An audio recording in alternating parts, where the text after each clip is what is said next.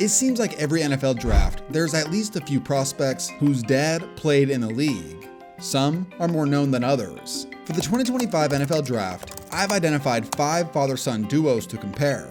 So let's go ahead and kick things off with the one everyone's already expecting. George has time and his pass is intercepted. Shedeur Sanders. As the only person to ever play in a World Series and a Super Bowl, Shedeur Sanders is one of the greatest athletes of all time. His instincts were second to none. Combine that with him being one of the fastest and quickest NFL players ever, and it makes sense why he was able to play pro baseball while also being the greatest corner of all time. How much of your dad do you see in yourself? Depends. I see prime time. I mean, young prime. Yeah, ATL days. Now, the difference between Shedeur and his son Shedeur athletically is night and day. While Shedeur was one of the greatest pure athletes we've ever seen, Shedeur has drawn concerns over his lack of athleticism. To start the direct comparisons, in the 40-yard dash, Shedeur clocked a blistering 4.27 back in 1989. Although Shedeur skipped his 40 at the combine, his projected time is somewhere in the 4.6 to 4.8 range. Coming in around the same height, Shedeur outweighs his father, playing around 20 pounds heavier, which probably has more to do with him adding that extra football weight for protection than anything. As a quarterback, Shedeur plays the position much closer to a traditional pocket passer than a dual threat. He has just enough athleticism to pick up first downs here and there. As a passer, Shedeur isn't going to blow anyone away with his arm strength. He's a touch passer with a focus on ball placement, anticipation, and consistent accuracy. You'll see him make a lot more underneath passes, as opposed to perhaps the typical early first-round quarterback who has a cannon for an arm and throws heaters. The comparison I've seen that makes the most sense is Teddy Bridgewater. Like Shedeur, he didn't have a huge arm or game built on athleticism, but his IQ and accuracy helped him lead the nation in completion percentage as a junior. One underrated trait in Shedeur's game is his toughness. He did not have the luxury of playing behind a dominant offensive line, and he handled it well. So this father and son combo don't have too much similarities as players. Where they are the most similar is in their personality. Shedeur is the king of self-marketing. Whether he was promoting himself as a player or his players as a coach, he's always carried himself with that loud, brash, and extreme confidence. I was kind of scared. I thought Detroit was going to take me. I would have asked for so much money that I had to put me on layaway. On layaway, You ain't make me, so you can't break me. If you ain't trying to change the franchise or the coach, that don't give me. So you should know history repeats itself over and over and over, and I've done it over and over and over, so it should be no question why an NFL franchise should pick me. Whether it's flashy watches, gold-tinted sunglasses, or just thinking highly of his abilities, Shedeur has had to deal with the scrutiny of critics for his personality, just like his father. With similarities in personality and drastically different athletic profiles, it'll be interesting to observe Shedeur's pro career and how well his skill set translates. They ruled it a sack. Picked off! Real estate ahead! Shiloh Sanders! Coming from the same family, Shiloh Sanders has received much less NFL and media attention compared to his younger brother.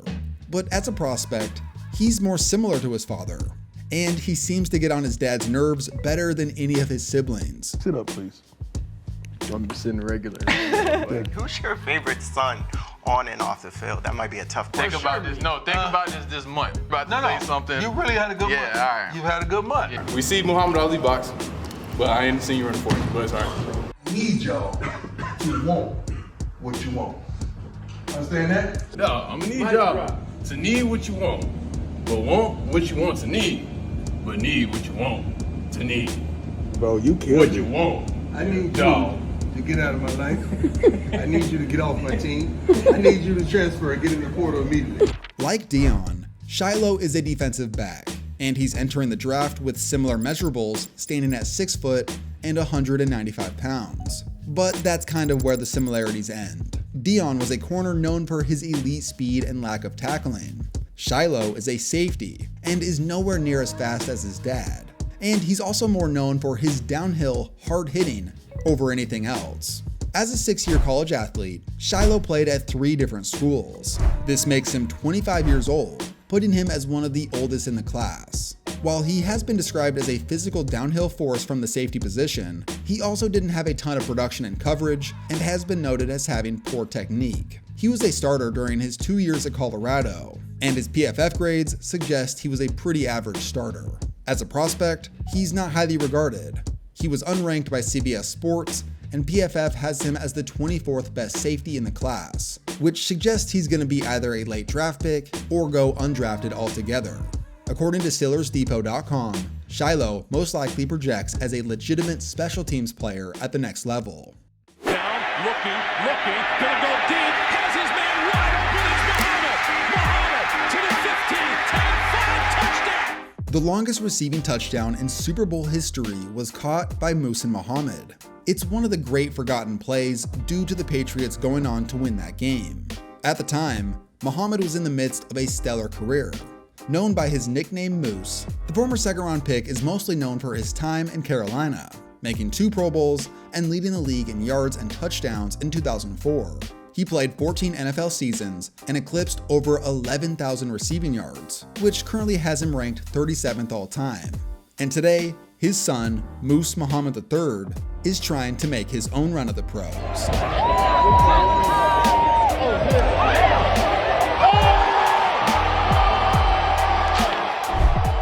Directly comparing these two, Moose III is a little smaller than his dad, coming in slightly shorter and about 10 to 15 pounds lighter. His dad was known for his physicality, great hands, a knack for making big plays when it mattered most, and his work ethic. Former Panthers linebacker Thomas Davis said, quote, "You'd see him in the weight room. There wasn't anybody outworking him, and that's why he was able to sustain so long and have such a long, productive career."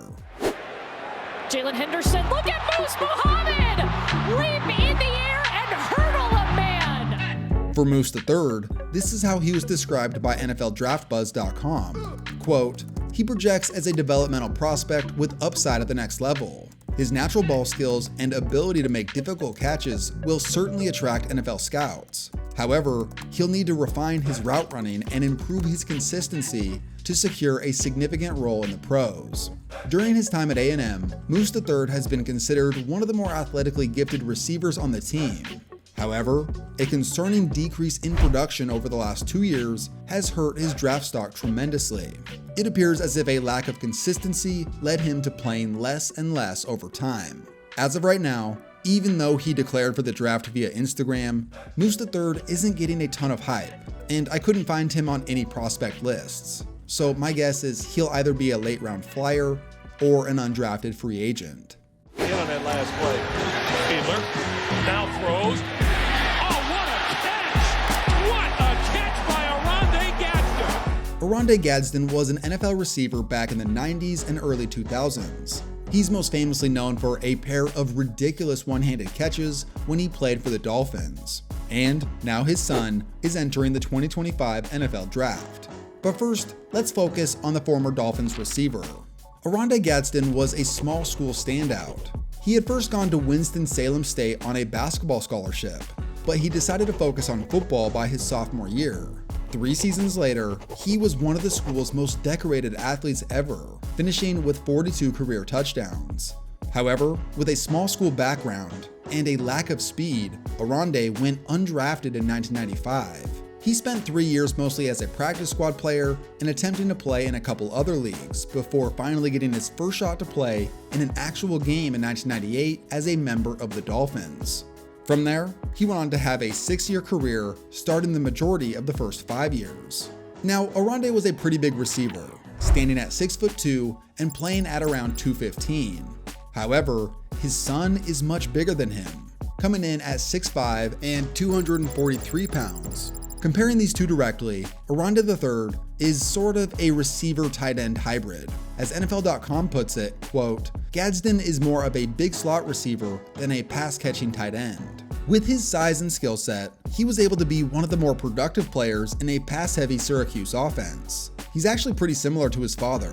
He's not overly fast or athletic by NFL standards, but his wingspan and big hands give him a huge advantage to make contested catches. This is actually one of the more similar father-son duos I've seen, which is pretty cool. Currently, he's projected to be a mid to later round pick due to his average athleticism for his size, also having a lack of ability to be a good blocker as a tight end. This is how Bleacher Report put it, quote, Gadsden projects as a flex tight end who will align all over the offense. He also doesn't offer creativity and elusiveness after the catch in the open field. He should serve as a tight end 2 to create a strong duo.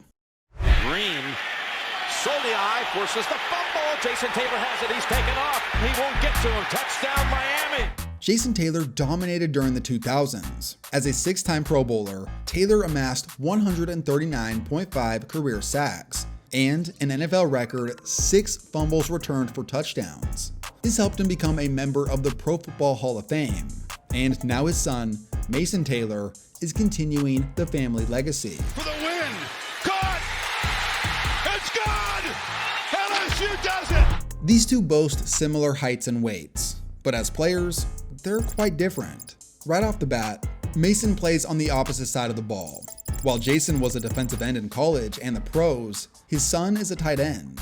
In 3 seasons at LSU, he has carved out an important role as a pass catcher in their offense as he finished 3rd on the team in receptions in 2024. According to NFL.com, quote, he's a smooth athlete with adequate acceleration and the tools to become a more effective route runner in time. He can handle blocking duties on the move or in space, but inline action will be a challenge for him. His game needs polish, but Taylor has the ability to become a higher volume target for a team looking to upgrade at the F tight end spot. Lance Zierlein compared him to Dallas Goedert. It's also worth noting that Mason's uncle is Hall of Famer Zach Thomas, the undersized yet physical linebacker that played with his dad. In some ways, you can see the athleticism similarities between Jason and his son. They're both tall, but managed to show solid balance and athleticism demonstrated at their specific positions. Coming out of college, Jason Taylor wasn't highly regarded. He was a former no-name recruit who dominated at Akron. Even then, he wasn't selected until the 3rd round of the 1997 NFL Draft, but he proved to be worth well more than a 3rd round pick, becoming one of the most dominant defenders in the league for 15 years. When Jason Taylor retired, his son Mason was 7 years old.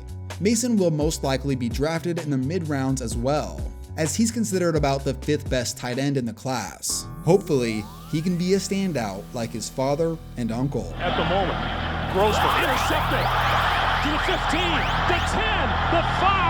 Jason Taylor with the Miami touchdown.